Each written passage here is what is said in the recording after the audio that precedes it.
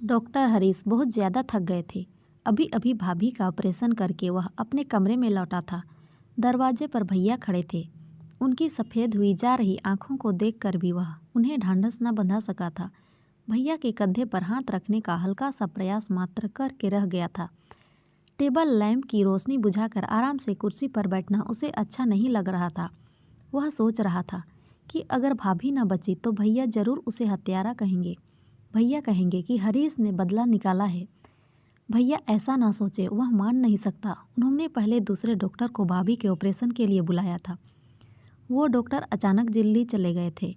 इसके बाद भैया ने डॉक्टर कनिका को बुलाने की कोशिश की थी, पर जब वे भी ना मिले तो अंत में मजबूर होकर उन्होंने डॉक्टर हरीश को ही स्वीकार कर लिया था। ऑपरेशन टेबल पर लेटने से पहले भाभी आंखों में आंसू लिए भैया से मिली थी, मानो यह उनका अंतिम मिलन हो।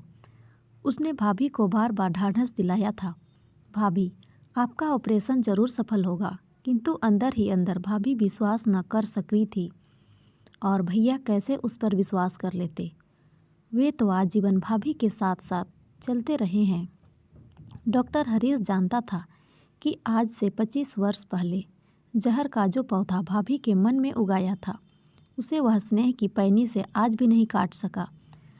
वह यह सोचकर संतुष्ट रह गया था कि संसार की कई चीज़ों को मानव चाह कर भी समाप्त करने में असमर्थ रहता है।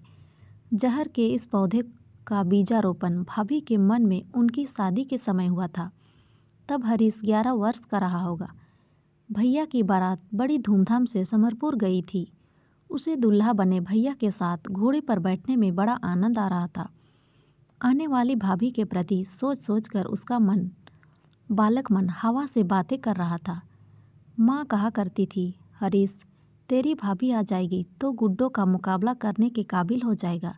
यदि गुड्डो तुझे अंग्रेजी में चिढ़ाएगी तो तू भी भाभी के सारे अर्थ समझकर उसे जवाब दे देना।